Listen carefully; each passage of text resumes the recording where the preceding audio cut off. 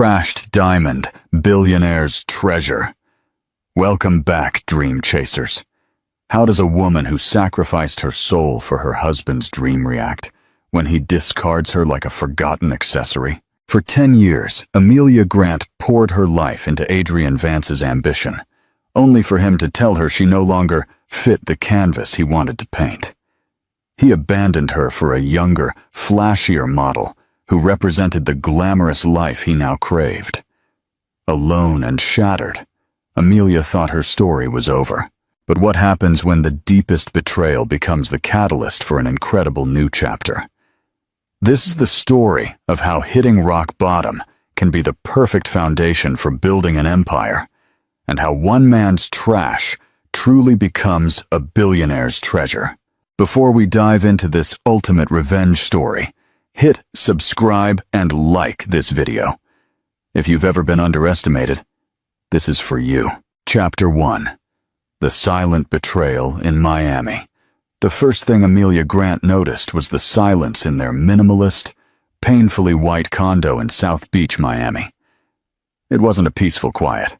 It was a heavy, suffocating blanket of unspoken words. For a month, Adrian Vance had moved through their shared life like a ghost. The laughter that once echoed across the polished micro-cement floors had been replaced by the sterile hum of the refrigerator and the distant sounds of the city. They had built this life together, one painful brick at a time. 10 years ago, Adrian was an architectural draftsman with big dreams and an empty wallet.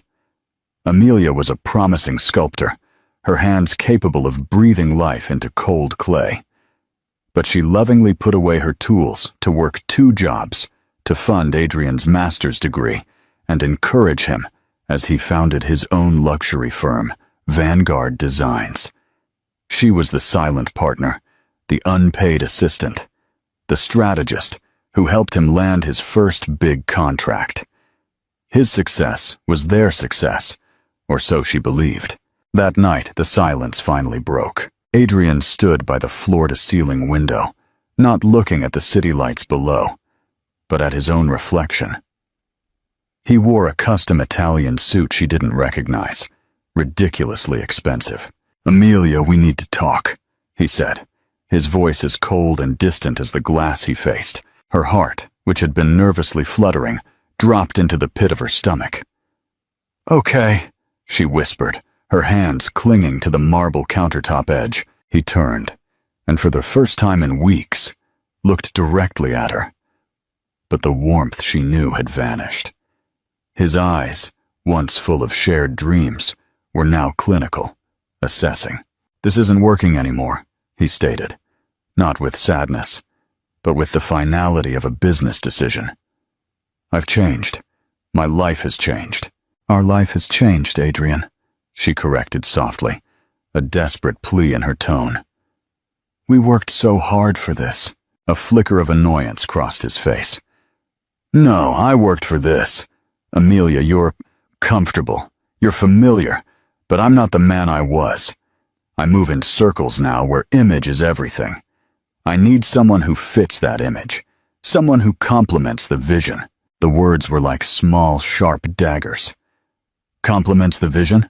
I helped you create the vision. What are you saying?" Finally, he had the decency to look away, his gaze landing on a small, worn clay bird she had sculpted years ago. The only piece of her former life she insisted on keeping on the mantel. He always said he loved it. Now, he looked at it with disdain. "I've met someone," he said, the 3 words landing with the force of a physical blow. "Her name is Valerie. She's a model. She understands the world I'm in now.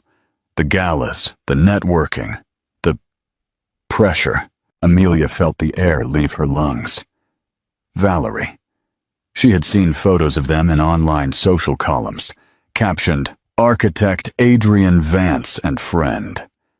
Amelia had forced herself to believe his excuses, that it was just networking, that photographers were intrusive.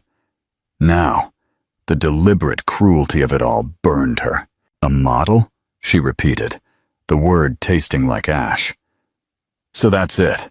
10 years of marriage, of building you up from nothing, and you're trading it for a pretty accessory. It's more than that, and it's insulting for you to simplify it, he retorted, his guilt manifesting as anger. She gets it. She gets me. With you, I feel like I'm constantly looking backward. I need to look forward. He walked to their bedroom and returned with a sleek leather suitcase she had gifted him for their last anniversary. It was already packed. He had planned it. The coldness, the distance of the past month, it had all been a calculated withdrawal. All legal documents will be sent to you by my lawyer, he said, adjusting his tie. I've made sure you'll be comfortable. The condo is yours. I will be more than fair. He was treating their divorce like a severance package. Amelia felt a wave of nausea. Fair? You think money makes this fair? Adrian, look at me. We promised forever. People change, Amelia. He put his hand on the doorknob. He paused and looked at her, his expression a mixture of pity and impatience. I'm sorry it has to be this way. I truly hope you find happiness. The empty phrase was more insulting than the betrayal itself. He opened the door, and the sterile silence of the hallway flooded in. Before he left, he offered one last piece of advice, a final, devastating blow. My advice? Start thinking about your own future. You can't live in my shadow forever. And then he was gone. The door clicked, and the heavy silence returned. Only this time, it was filled with the deafening noise of her world collapsing. Audience check. Who is the true villain here? Adrian for his betrayal, or Amelia for sacrificing her own dreams? Comment below. Chapter 2. Rock Bottom and the Reclamation. The following days were a gray fog. Amelia moved through the condo like a ghost in a life that was no longer hers. Every object screamed Adrian's name. The espresso machine he had to have. The ridiculously uncomfortable sofa he chose because it was featured in a design magazine. The framed blueprints of his award-winning skyscraper hanging on the wall. A project whose initial concept she had helped devise on a napkin in a cheap coffee shop years ago. Her friends rallied around her. Her best friend Carmen, a fiery redhead with a no-nonsense attitude, came armed with 2 bottles of high-end wine and a plan to burn all of Adrian's remaining possessions. They spent one night packing up his books, his clothes, the ridiculously large collection of pretentious architectural awards into boxes, labeling them ego and snake shedding. It drew a temporary smile from Amelia, but when Carmen left, the emptiness returned, larger and more cavernous than before. The real torture, however, came from the digital world. Adrian and Valerie were not discreet. Their new life was broadcast in high definition across every social media platform. There they were, clinking champagne glasses on a yacht in Ibiza. There was Valerie, draped over Adrian at a red carpet event, her dress valued at more than Amelia's car. The model's Instagram was a curated diary of their perfect romance. Each post was a meticulously crafted knife twisting in Amelia's wound. The captions were the worst. With my visionary man, so blessed to have a partner who inspires me every day. Amelia knew she should stop looking, block them, delete the apps. But it was like touching a sore tooth. The pain was confirmation that this was real, that her past life hadn't been a dream. Adrian's advice, to start thinking about her own future, echoed in her mind. A cruel taunt. What future?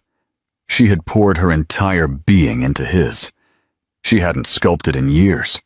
Her hands, once clay-stained, had softened from typing his proposals and managing his calendar. One rainy Tuesday, a messenger delivered a large, sleek black box. Inside, nestled in satin, was the small, worn clay bird, the one from the mantel. There was no note, just the object. A clear message. I don't even want this reminder of you. That was the turning point. The final, calculated rejection of the last piece of her that had lingered in his life. Holding the little bird in her hand, a sob tore from her, a raw, ragged sound of absolute desolation. She sank to the floor, the boxes labeled ego surrounding her like headstones. She wasn't just heartbroken. She was empty. He hadn't just taken her future. He had stolen her past, reframing their 10 years together as a mere stepping stone to his ascent. After hours of crying, something inside her shifted. The pain was still there, a massive, unmovable weight. But a small spark of rage flickered beside it. Who was Adrian Vance to decide her worth? Who was he to erase her? She stood up, her legs shaking, and walked to a closet she hadn't opened in years. Behind old coats and forgotten luggage was a large, dust-covered trunk. She opened it with an effort. Inside, wrapped in old fabric, were her sculpting tools, bags of hardened clay, and half-finished projects from a past life. Her trembling fingers traced the cool metal of a wire tool. She remembered the feel of the clay beneath her hands, the way it yielded, the way it could be molded from a formless lump into something with meaning and beauty. She wasn't a footnote. She was a creator. He had taken the blueprint for her life, but she still knew how to build. That night, for the first time in nearly a decade, Amelia didn't sleep. She worked. She grabbed a block of clay, and with tears still carving paths down her dusty cheeks, she began to sculpt. She didn't know what she was making. She just let the rage, the pain, and the grief guide her hands. She was no longer just his ex-wife. She was Amelia Grant again, and she was reclaiming herself, one handful of clay at a time. Chapter 3. The Malasana Treasure. The following months were a slow, arduous process of reconstruction. Amelia sold the sterile white condo. It was too filled with ghosts, and the profits gave her the freedom not to worry about money for a while. She found a small, light-filled studio in an older, artsier part of the city, Wynwood, Miami, with high ceilings and brick walls that were forgiving of dust and mess. She spent her days covered in clay, rediscovering the muscles in her hands and the creative fire in her soul. Her work was different now. The soft, whimsical birds and figures of her youth were gone. In their place were powerful abstract forms, sculptures that twisted and reached, some looking like they were collapsing under their own weight, others soaring with defiant energy. They were a physical manifestation of her emotional landscape, breakage, resilience, and the slow, painful process of healing. Carmen, always her champion, was amazed. "Amelia, these are incredible," she said, walking carefully around a large, complex piece that resembled a fractured heart held together by impossibly thin strands. "They're so raw. You have to show them." Amelia simply shook her head. "They're not for anyone else. They're just for me." She was terrified of exposing herself, of being judged, and feeling deficient again. Carmen, however, was persistent. She owned a small, quirky bookstore cafe in a trendy arts district called the Coffee and Canvas Corner. "Just one piece, Amelia. My window display is empty right now. It gets amazing foot traffic. No pressure, no gallery opening, no critics. Just one sculpture in a window. Let it breathe a little." After a week of gentle prodding, Amelia caved. She chose a piece she had recently finished. It was the bust of a woman's head, but it was split down the middle. One side was smooth and serene. The other, a chaotic, textured tangle of forms that looked like they were breaking apart. Yet, from the center of the chaos, a single delicate hand emerged, reaching toward the light. She called it fractured, not broken. Carmen helped her install it on a simple pedestal in the bookstore's front window, surrounded by classic novels. Amelia felt a terrifying vulnerability watching her work so exposed, a piece of her soul on public display. She avoided the street completely for the first few days. But then, Carmen started sending her photos. Images of people pausing on the sidewalk, their faces filled with curiosity and contemplation. One photo showed an art student sketching it in a notebook. A text message read, "Some guy in a ridiculously sharp suit stood here staring at it for 10 whole minutes." Gave me the chills, but in a rich, important way. Amelia dismissed it, but the seed of confidence had been planted. Maybe her work did have a voice. Maybe it could speak to people. One afternoon, a week later, an email landed in her inbox. The subject line was simply, "Inquiry regarding your sculpture." The sender's name was Pablo Sanchez, with an email address from a corporate entity she didn't recognize. Beaumont Group Holdings. The email was brief and formal. "Dear Ms. Grant, I am the executive assistant to Mr. Alastair Beaumont. Mr. Beaumont has expressed a profound interest in the sculpture currently displayed at the Coffee and Canvas corner. He would like to discuss the possibility of acquiring it and speak with you about your portfolio. He has requested a meeting at your earliest convenience. A car will be sent for you. Sincerely, Pablo Sanchez, executive assistant to the CEO, Beaumont Group Holdings." Amelia's blood ran cold. Mr. Alastair Beaumont. The name was legendary. He was a reclusive, almost mythical billionaire, known for his eccentric nature and his portfolio of ultra-luxury brands, from exclusive resorts to high-fashion labels. He hadn't been photographed in public in over a decade. Adrian had spent 6 months trying and failing to get a meeting with Beaumont's firm for a potential project. This had to be a joke, a cruel hoax. She almost deleted the email, but curiosity, a feeling she hadn't experienced in a long time, got the better of her. With trembling hands, she typed a brief reply agreeing to a meeting the next day. She had no idea that this single email, sparked by a piece of her broken heart sitting in a bookstore window, was about to set in motion a chain of events that would not only change her life, but also serve a plate of karma so cold Adrian Vance would never see it coming. CTAs. Do you think this is a cruel trick, or is fate finally dealing Amelia a winning hand? Comment your theories. Chapter 4. The Magnate's Proposal.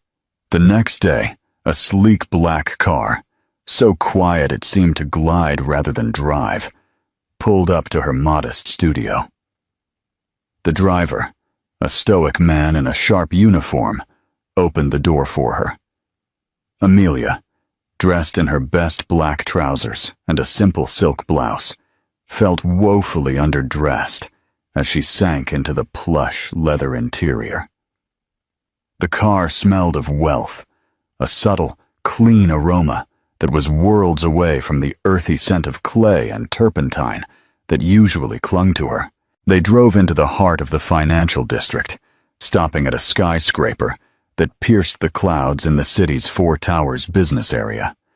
Beaumont Group Holdings' logo was so discreet, it was almost invisible. This was not a place that needed to advertise its power. It simply existed. In the lobby, she was greeted by a tall, impeccably dressed man in his 50s, with silver hair and intelligent eyes. "Ms. Grant, I'm Pablo Sanchez. It's a pleasure." His handshake was firm, and his genuine smile slightly eased her nerves. He led her to a private elevator that ascended at a dizzying speed, opening directly into a vast corner office. 3 of the walls were pure glass, offering a stunning, godlike view of the entire city. The 4th wall was a library of antique-looking books. The only furniture was a massive modern desk made of a single piece of polished oak and 2 simple chairs. And seated behind the desk, not looking at her but at the city below, was Mr. Alastair Beaumont. He was older than she expected, perhaps in his 70s, with a shock of white hair and a face etched with the kind of lines that spoke of both intense thought and rare, hearty laughter. He wore a simple cashmere sweater, not a suit. He didn't speak for a full minute, and Amelia stood uncomfortably by the door. Pablo had vanished as quietly as he appeared. Finally, Beaumont turned his head, and his eyes, a surprisingly piercing blue, settled on her. They were eyes that missed nothing. "Amelia Grant," he said, his voice a low, rough murmur. "The artist. Please sit." She took one of the chairs, her hands firmly clasped in her lap. "The fractured, not broken sculpture," he began, getting straight to the point. An interesting title.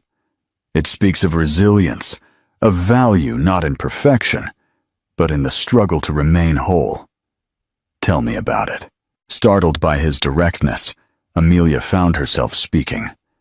She told him about the piece, not the divorce, but the abstract feelings behind it. The idea of strength and vulnerability, of beauty and imperfection. She spoke with a passion she thought she had lost. He listened intently, nodding slowly. When she finished, he swiveled his chair to face her fully. "I am launching a new brand, Ms. Grant. My final legacy project, you might say. It is called E-Light. It will span from haute couture to jewelry and fragrances. The market is saturated with brands that sell a fantasy of perfection. Flawless teenage models selling anti-aging creams, retouched celebrities selling an idea of life that no one actually lives. It's a hollow, boring lie." He leaned forward, his blue eyes intense. "E-Light will not sell fantasy. It will sell authenticity. It will celebrate character, wisdom, resilience. The beauty of a life fully lived, with all its scars and triumphs." Amelia's heart began to beat faster, a confusing mixture of fear and dawning comprehension swirling in her stomach. "I don't understand, Mr. Beaumont. What does this have to do with me?" "I researched you, Amelia," he said flatly, and a chill ran down her spine. "I know who you were married to. I know the story of Vanguard Designs. I know your name is on the door, but the foundation was built by your hands. He discarded you when you no longer fit his image." He said the word image with the same disdain Adrian had used, but for an entirely different reason. "Your sculpture told me half the story. The internet told me the rest. You are a woman with substance, with talent, with a quiet strength, who was cast aside for a shallow, fleeting illusion. You are everything my brand represents." He stood and walked to the window, his back to her. "I don't want to buy your sculpture, Amelia.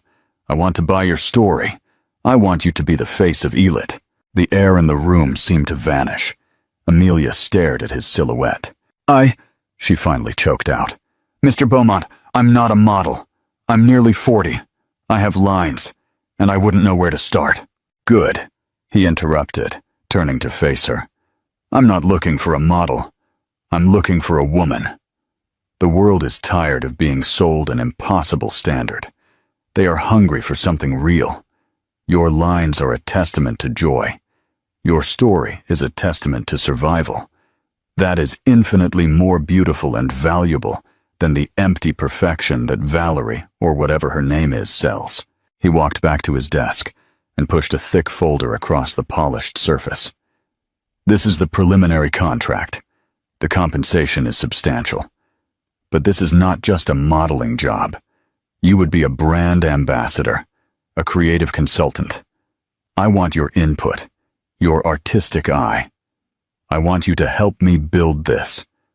All I ask is that you be yourself, your authentic self, fractured but not broken." "But," Amelia looked from his penetrating gaze to the folder. Inside was a life she couldn't possibly have imagined. An opportunity not just to rebuild, but to construct something magnificent from the ruins of her past. It was terrifying. It was audacious. And perhaps it was the most perfect, elegant form of justice she could ever dream of. CTAs. Amelia is at a crossroads. Would you take the deal and risk public life for the ultimate revenge, or choose to stay private? Let us know in the comments. The makeover, from quiet wife to icon of authenticity. Welcome back, dream builders. Amelia has accepted the deal of a lifetime. But can a sculptor, discarded for being too familiar, handle the blinding spotlight of global luxury? Hit like and comment transform if you're ready for the ultimate glow-up. Chapter 5. The Metamorphosis of Elite. Saying yes to Mr. Alistair Beaumont was the most terrifying and exhilarating moment of Amelia's life. The following days were a whirlwind, a complete immersion into a world she had only ever seen from the outside. The Elite project was already a well-oiled machine operating in secrecy for over a year. Now, she was its centerpiece. Her first meeting was with the creative team, led by a formidable woman named Sylvia Reyes, a legendary art director with a severe haircut and an even more severe reputation for perfectionism. Amelia walked into the minimalist conference room, feeling like a lamb to the slaughter. The room was filled with incredibly chic young creatives who stopped talking and stared when she entered. Sylvia, however, did not look at Amelia with judgment, but with intense, analytical curiosity. "So," Sylvia said, her accent sharp and precise, "you are our authenticity." The first few weeks were a crucible. Amelia was subjected to fittings, not to change her, but to find clothes that expressed who she was. The stylists didn't push her into uncomfortable, trendy outfits. Instead, they brought her timeless, elegant pieces in rich fabrics: cashmere, silk, tailored wool. They taught her that style wasn't about following trends, but about understanding silhouette and substance. The most challenging part was the photography. The lead campaign photographer was a world-renowned artist named Marcos, famous for his raw, unretouched portraits. His lens felt like a microscope on the soul.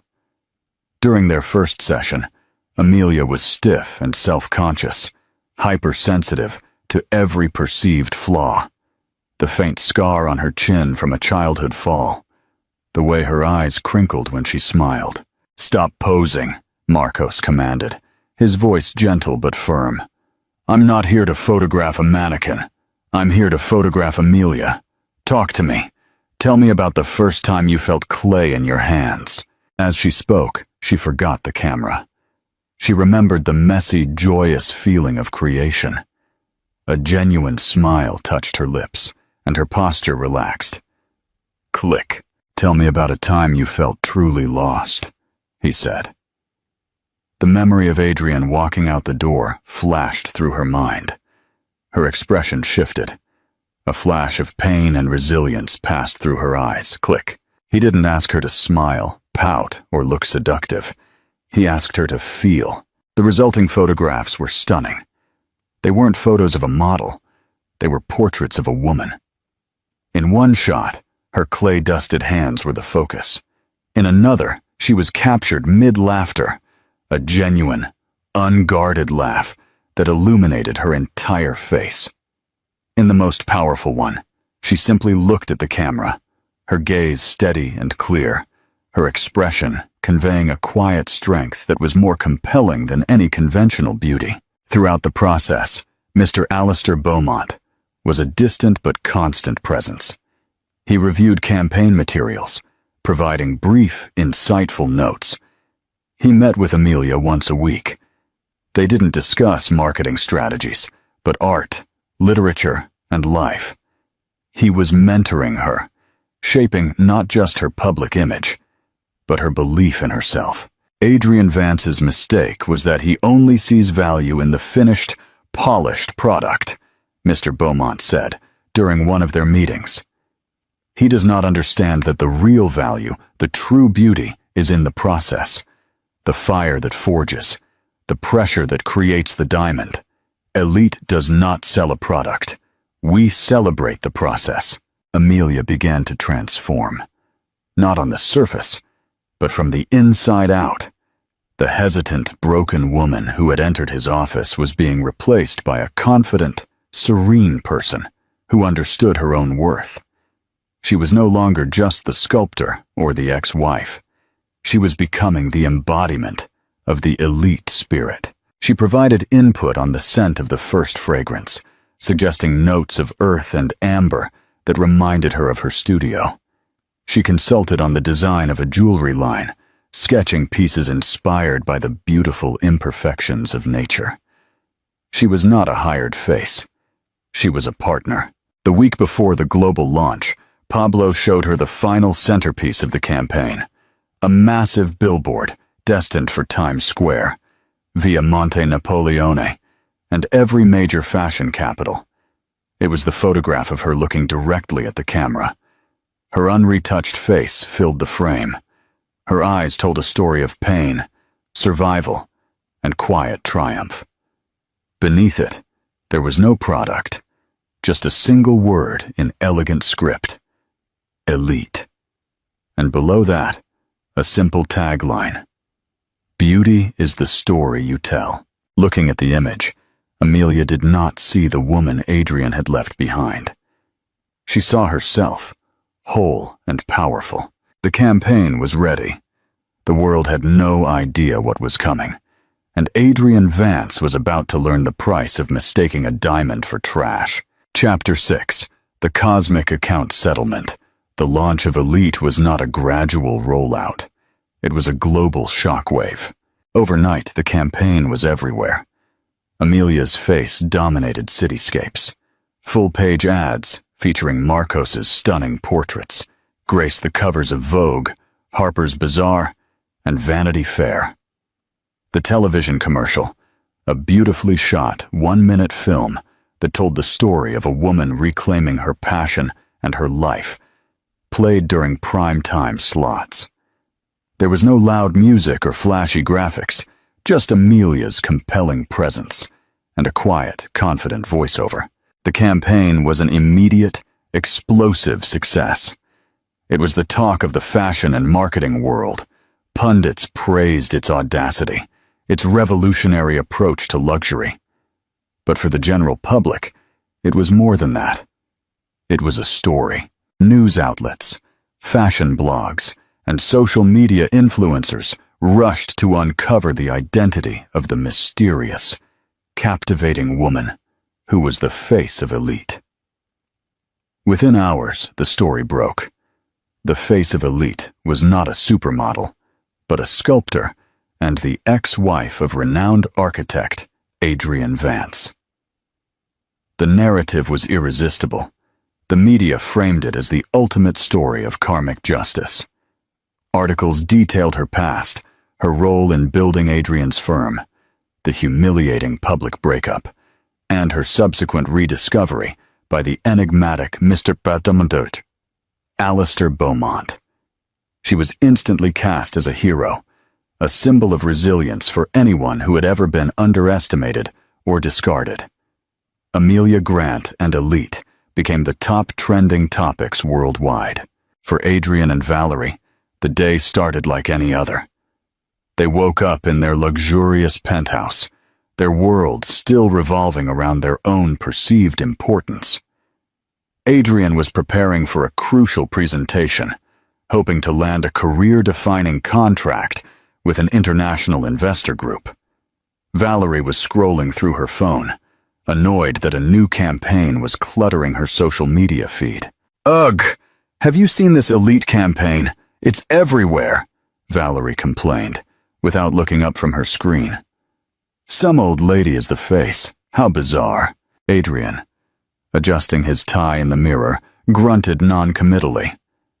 "Beaumont's new brand. He's an eccentric. Probably a desperate attempt to look authentic." It was his assistant who broke the news. She called Adrian, her voice frantic. "Sir, have you seen the news? You need to look at the Elite campaign. It's Amelia." Adrian's blood froze. He snatched Valerie's phone and stared. There on the screen was his ex-wife. Not the quiet, mousy Amelia he remembered, but a powerful, luminous woman looking directly out from the digital page, her eyes holding a universe of strength he had never bothered to see. He clicked on a news article, his hands shaking. The headline screamed, "From heartbreak to billboards, the incredible story of Amelia Grant." He read in stunned silence, the words blurring. Her talent, her contribution to his success, his betrayal. It was all exposed for the world to see. He was no longer the visionary architect. He was the villain in Amelia's triumphant story. Valerie peered over his shoulder, her perfectly made-up face contorting with disbelief and fury. "That's her! That's your ex-wife! This is a joke, right? This is a sick joke!" Her panic was palpable. Her own career was built on a foundation of conventional, youthful beauty.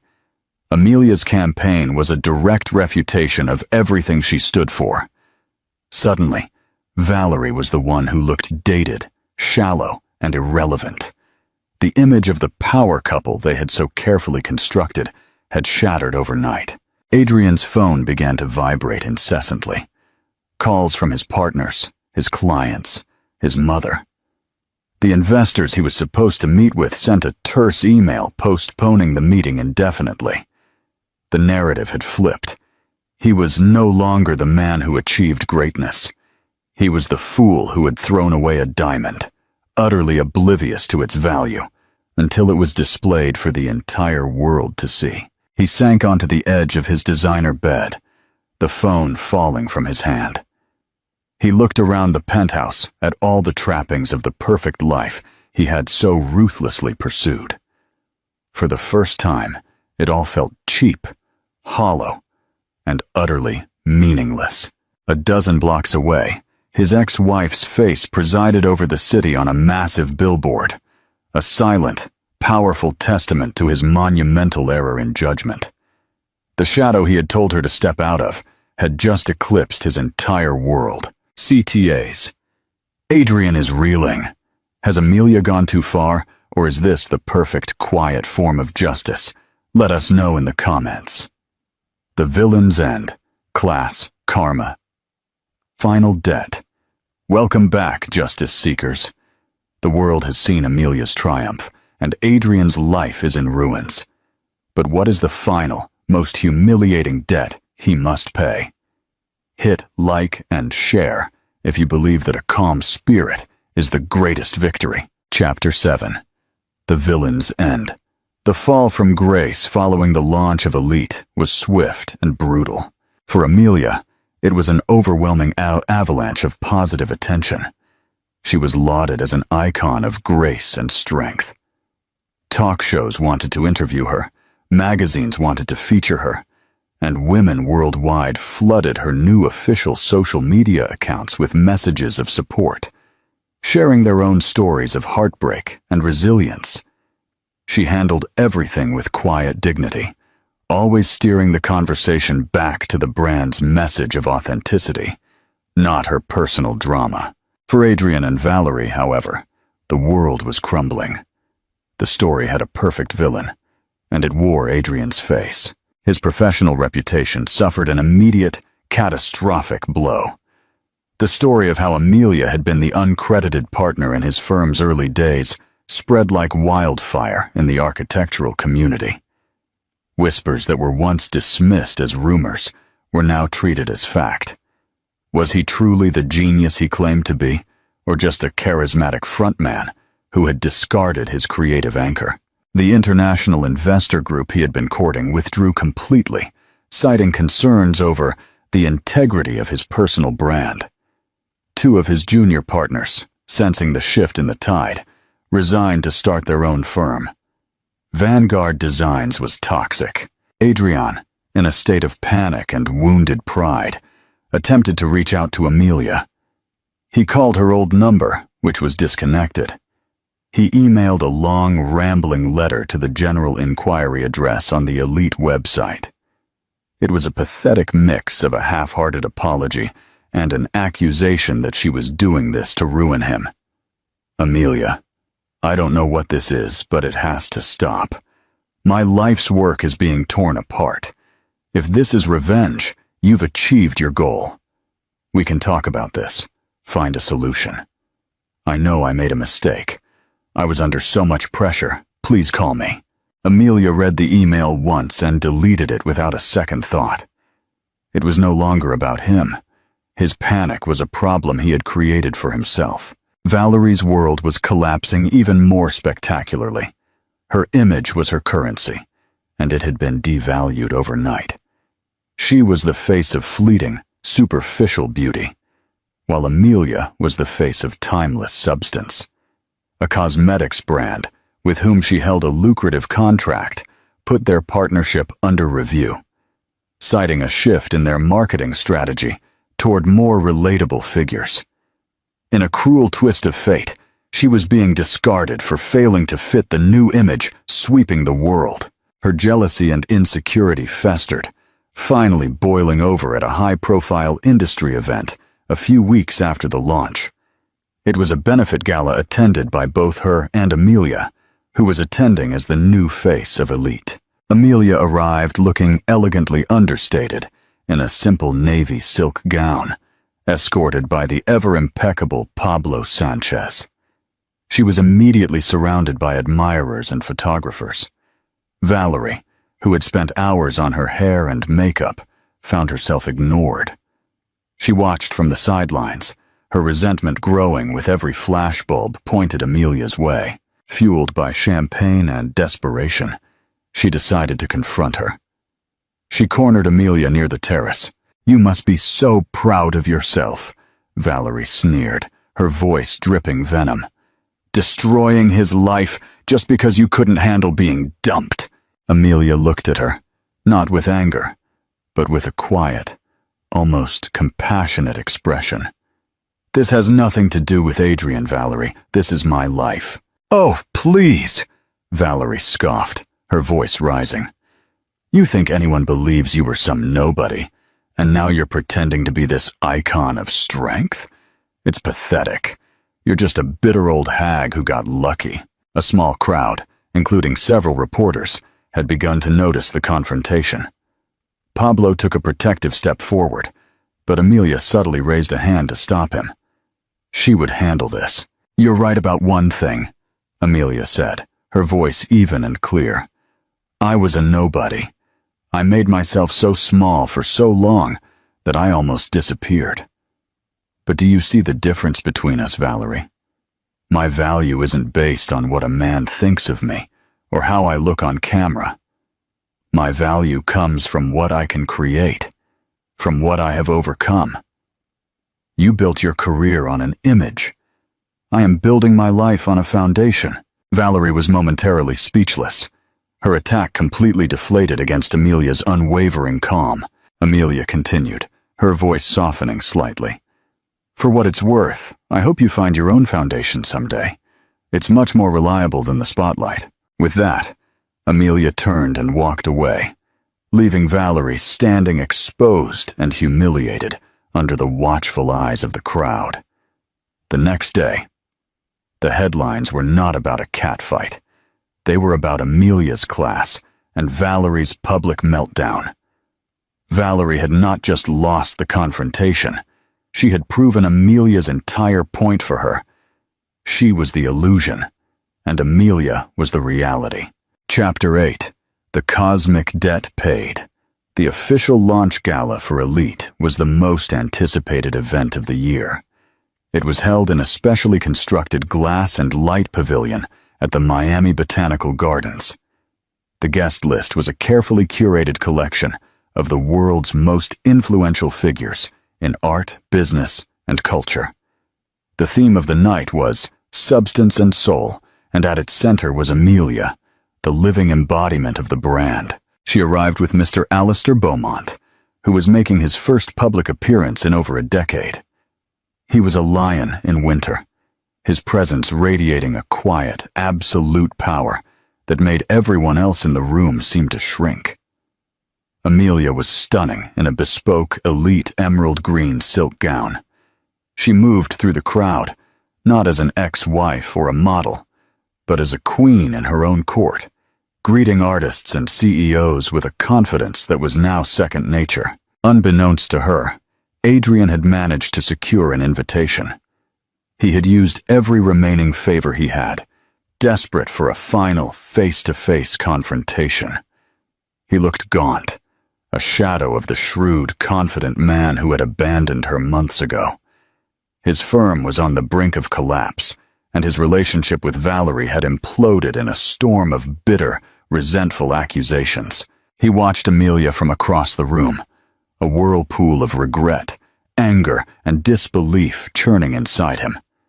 She was a stranger to him now, serene, powerful, and utterly out of his reach. He waited for a moment when she was momentarily alone, looking at an exhibition of the elite jewelry line. He approached her cautiously, his heart pounding. "Amelia," he said, his voice rough. She turned, her expression unreadable. She was not surprised to see him. In a way, she had expected him. "Adrian," she acknowledged, her tone polite but distant. "You look incredible," he stammered. "Listen, we need to talk. What you're doing, this whole campaign, it's based on a lie. You're making me look like a monster." Amelia raised an eyebrow. "Am I? I have never once mentioned your name in public. I have only told my own story. If the world sees you as a monster in the reflection of my success, perhaps that is a conversation you should have with your mirror, not with me." Desperation clawed at him. "It was a mistake. I know that now. I was a fool. I miss you, Amelia. I miss what we had." "No, you don't," she said, her voice firm, devoid of the pity he craved. "You miss the idea of me. You miss the woman who held up your ego and put your dreams before her own. That woman no longer exists. In fact, I'm grateful to you for that. You set me free." Just then, Mr. Alistair Beaumont approached, placing a paternal hand on Amelia's shoulder. He looked at Adrian, and his sharp blue eyes held a glimmer of something ancient and cold.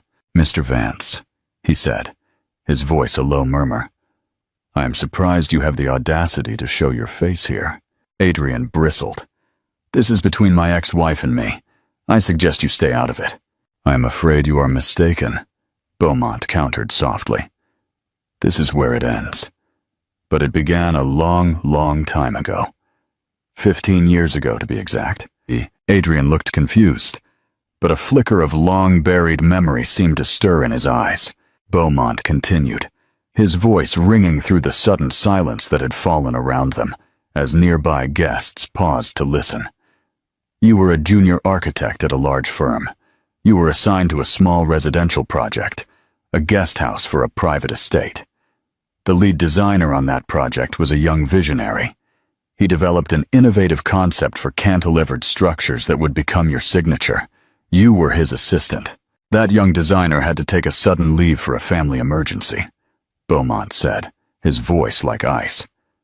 "When he returned, he discovered that you had presented his core designs, his foundational concepts, as your own to the firm partners. You received the promotion. You used that stolen foundation to launch your own firm, Vanguard Designs. You buried him." Amelia looked from Mr. Beaumont to Adrian, whose face was now a mask of pure horror. "The name of that young architect," Mr. Beaumont said, delivering the final, devastating blow, "was Alistair Beaumont, Jr., my son. He was so disillusioned by the betrayal that he left the profession entirely. He is now a happy history professor, but you stole his dream." The crowd around them was silent, hanging on every word. "So you see, Mr. Vance," Beaumont concluded, "when I read how you discarded another brilliant founding partner in your life, I saw a pattern. I believe in karma, and I believe in giving deserving people the platform that was stolen from them. Elevating Amelia was not just good business. It was a cosmic debt finally being paid." He discreetly motioned to 2 security guards who had materialized nearby. "I believe you were leaving." Adrian was utterly shattered, exposed as a lifetime fraud. Without saying another word, he turned and stumbled through the crowd, the whispers and gazes following him like a shroud. His ruin was now complete, public, and absolute. This was never just a breakup. This was a lifetime of taking credit and discarding souls. And Hizil had finally arrived. Conclusion: the unbreakable foundation. With Adrian's humiliating exit, a palpable sense of justice settled over the gala. Mr. Beaumont ascended the stage, not to recount the drama, but to speak about the future. He officially announced that Amelia would not only remain the continuing face of Elite, but would also assume the role of creative director for his new philanthropic arm, the Elite Foundation for the Arts, dedicated to supporting emerging artists who have been overlooked or underestimated. Amelia then gave a brief, powerful speech. She spoke not of betrayal, but of transformation. "We are all, in some way, a collection of our fractures and our repairs," she told the captivated audience. "True beauty, true substance, is not about having a flawless surface. It is about the strength of the core, the courage to rebuild, and the grace to reach for the light, even from the darkest places. Elite is not just a brand, it is a celebration of that journey." The applause was thunderous. The night was a triumph, solidifying Elite not just as a luxury brand, but as a cultural movement. In the year that followed, Amelia flourished in her new role. She traveled the world, discovering and mentoring new talent. Her sculptor's eye was uniquely suited to seeing the potential in the rough and unformed. She found immense joy and purpose in giving others the chance that had been granted to her. Her own art flourished too. Her new sculptures, imbued with a sense of peace and ascending strength, were sought after by collectors and museums worldwide. She never spoke of Adrian again. He had been a chapter, not her entire story. The epilogue for Adrian and Valerie was grim. Vanguard Designs collapsed under the weight of scandal and client defection. Adrian was forced to declare bankruptcy, his name a permanent stain on the architectural world. Valerie, her modeling career over, faded into obscurity, another casualty of a world constantly looking for the next new thing. Their relationship, built on the shifting sands of image and opportunism, had not survived the first tremor of adversity. One crisp autumn afternoon, Amelia was walking through a park in Barcelona when she saw a young woman sitting on a bench crying. She looked utterly broken. Amelia paused, then sat down at the other end of the bench. She didn't say anything, simply pulled out a small sketchbook and began to draw the pattern of the leaves on the ground. After a few minutes, the young woman's sobbing subsided. She looked at Amelia. "I'm sorry," she sniffled. "You have nothing to be sorry for," Amelia said kindly, without looking up from her sketch. "It's just a bad day. The sun will rise tomorrow." The young woman recognized her. You're Amelia Grant." Amelia smiled, a genuine, warm smile that crinkled the corners of her eyes. "I am. And I can tell you from experience that hitting rock bottom is a terrifying feeling, but it is also the most solid place from which to build something new, something truly your own." She tore the sketch of the leaves from her book and handed it to the woman. "Your foundation," she said. Then she rose and walked away, a woman who had not only survived the collapse of her world, but had learned to build a new one, more beautiful and far stronger than she had ever imagined. She was no longer fractured. She was whole. Interaction and CTA. What is the greatest lesson from Amelia's story? That quiet success speaks loudest, or that revenge should be strategic? Let us know your final verdict. If you were moved by this story of resilience and cosmic justice, please like this video. Share it with someone who needs to hear it. And don't forget to subscribe to our channel for more real-life dramas.